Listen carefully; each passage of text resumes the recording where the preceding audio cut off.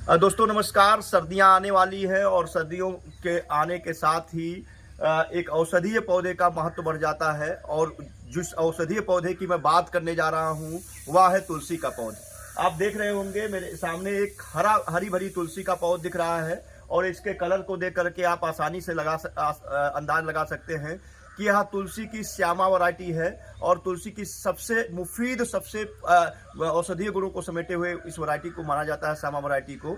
और जब सर्दियां दस्तक देना शुरू करती हैं, जैसे ही सर्दियां दस्तक देना शुरू करती हैं, तुलसी के पौध पर संकट आना शुरू हो जाता है, क्योंकि जैसे जैसे ओस की बूंदें पड़नी शुरू होती हैं, कोहरा पड़ना शुरू होता है, कुहासा पड़ना शुरू होता है, तुलसी के पौधे पर पाले का असर भी दिखाई पड़ना शुरू हो जाता है और पत्तियां सूख करके सड़ करके नीचे गिरना शुरू हो जाती हैं।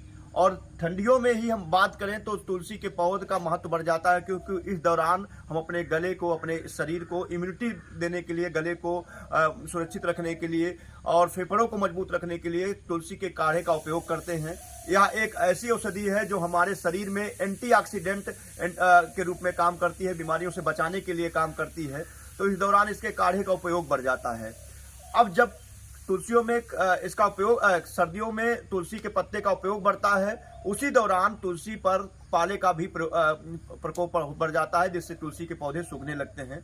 तो आज हम आपको ऐसे टिप्स देने जा रहे हैं जिसमें आप तुलसी के पौध को आसानी से पाले के प्रकोप से बचा सकते हैं। सबसे पहले आपको बता दें कि जैसे जैसे सर्दियां आनी शुरू होती हैं, इसमें मंजरियां निकलनी शुरू होती हैं। मंजरियां मतलब ये फूल जो देख रहे हैं, पुष्पन की अवस्था को निकलना शुरू हो जाता है। और जब तुलसी के पौध में मंजरियां आनी शुरू हो जाती हैं तो तुलसी के पौध का जो बढ़ोतरी है, जो इसका विकास है, रुक जाता है, क्योंकि इसके बाद फिर पत्तियां नहीं निकलती हैं। तो हम यह ध्यान दें कि जैसे ही तुलसी के पौध में मंजरियां निकलनी शुरू हो जाएं तो हम मंजरियां जहां से भी निकल रही हो उसको कैंची से काट के अलग कर दें या किसी भी धारदार हथियार से काट करके अलग कर दें। इससे क्या है कि नए कल्ले निकलेंगे और जो पौधे का विकास है वह जारी रहेगा। दूसरा, पाले का जो प्रकोप होता है, पाले का के प्रकोप से बचाने के लिए तुलसी के इस पौध को आप देख रहे होंगे, अगर इसको हम ठंडक में पाले के प्रकोप से नहीं बचाएंगे तो एक हरा भरा पौधा सूख कर ठूंठ की तरह खड़ा हो जाएगा। तो पाले के प्रकोप से बचने के लिए सबसे अच्छा जो उपाय है वह है हल्दी के पाउडर का घोल। जैसे जैसे पाले का प्रकोप बढ़ना शुरू हो, ओस पड़ना शुरू हो, ओस की बूंदें पड़नी शुरू हो, हम सुबह या शाम में एक बार हल्दी के घोल का उपयोग छिड़काव में करें। हफ्ते में 2-3 बार इसको जरूर करें। यह पत्तियों को पाले के प्रकोप से बचाने का काम करता है। दूसरी बात करें कि हम ठंडक में कोशिश करें कि इसकी मल्चिंग कर दें। ऊपर से हम पारदर्शी पन्नी का लेयर बना दें, जैसे छप्पर लगाया जाए तो उस तरीके से एक डंडे लगा करके पारदर्शी पन्नी लगा दें। अगर आपके पास पारदर्शी पन्नी नहीं है, जैसे पॉली हाउस आपने देखा होगा, मौसम विपरीत भी उसमें सब्जियां उगाई जा सकती हैं, वैसे ही यह मौसम विपरीत में भी सुरक्षित खड़ा रहेगा। जिस तरीके से हरियाली बनी है उसी तरीके से हरियाली इस पौधे में बनी रहेगी। तो हम एक तरीके से पॉली हाउस की तरह इसको सफ़ेद पन्नी से ढक दें और उससे दिन में धूप भी छनकर आएगी और रात में जो ओस पड़ती है, जो पाला पड़ता है, उससे भी पौधे का बचाव होगा। तीसरा जो टिप्स हम देने जा रहे हैं वह टिप्स यह है कि इसके नीचे हम मल्चिंग करें। इसके पौधों को जड़ों को गर्माहट चाहिए और उस गर्माहट को बनाए रखने में मल्चिंग बहुत बड़ा उपयोगी है, इसलिए हम भूसी या पुआल का लेयर इसके जड़ों में उपयोग करें। इससे भी हम पौधे को सर्दियों में बचा सकते हैं। चौथा जो मैं टिप्स देने जा रहा हूँ, चौथा टिप्स यह है कि जैसे हमारे शरीर को ठंडा पानी ठंडियों में, सर्दियों में नुकसान करता है, ऐसे इस तुलसी के पौधे के लिए भी ठंडा पानी जहर का काम करता है। तो ठंडे पानी से भी तुलसी के पौधे को बचाव करने के लिए, बचाने के लिए हम क्या करें कि हम नल का ताज़ा पानी निकालें और उसके पौधों को दो, तो इससे जो है हम पाले से बचाव कर सकते हैं। एक पांचवा जो है, आपने सुना होगा, लोग धार्मिक मान्यताएं रखते हैं, सनातन धर्म में माना जाता है कि तुलसी के पौध के नीचे दिया जलाया जाता है।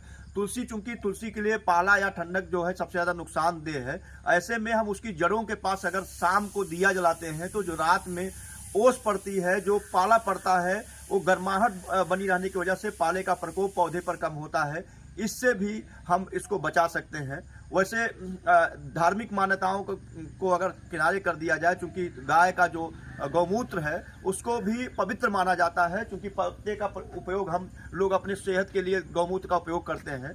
तो तुलसी के पौधे को अगर हम एंटीऑक्सीडेंट के रूप में गौमूत्र का इस पे के पत्तों पर छिड़काव करें हफ्ते में 2 बार, तो भी इसको बड़ी आसानी से इस पौधे को बचाया जा सकता है।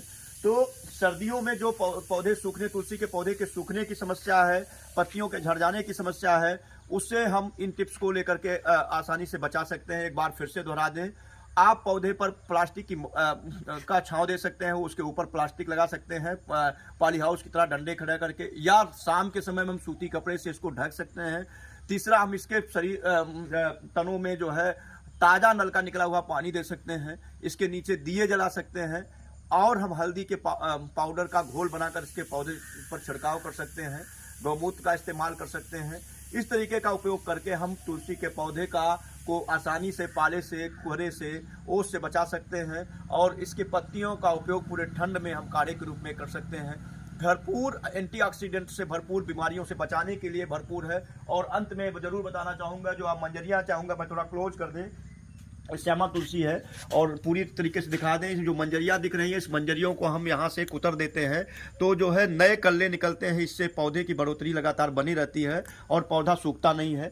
जब हमको इससे बीज तैयार करना हो, नए पौधे तैयार करने के लिए, तो कुछ थोड़ी सी मंजरियाँ हम उसके जड़ों में छोड़ सकते हैं, लेकिन जो ऊपरी सिरा है, ऊपरी सिरे की मंजरियों को हमको जरूर काट देना चाहिए। इससे तुलसी का पौधा लंबे समय तक हरा भरा रहता है, लंबे समय तक ताज़ी पत्तियाँ हमको उपलब्ध रहती हैं, और ठंडक से बचाने का एक प्रभावी उपाय हमने बताया है। अगर आपने गमले में रखा है तो उसके गमले में जो छेद है, उस छेद को आप ठंडियों में थोड़ा ज़्यादा बड़ा कर दें, जिससे जो भी पानी डालते हैं वो निकल जाए, और खासकर ताज़ा पानी डालें। आप लेयर बना दें, गमले में भी मोरंग का लेयर बना सकते हैं, बालू का लेयर बना सकते हैं, उसके ऊपर भूसी रख सकते हैं, वर्मी कंपोस्ट, गोबर की खाद रख सकते हैं। इससे हम पौधे को बचा सकते हैं। मैं हूँ बृहस्पति पांडे, बहुत बहुत धन्यवाद।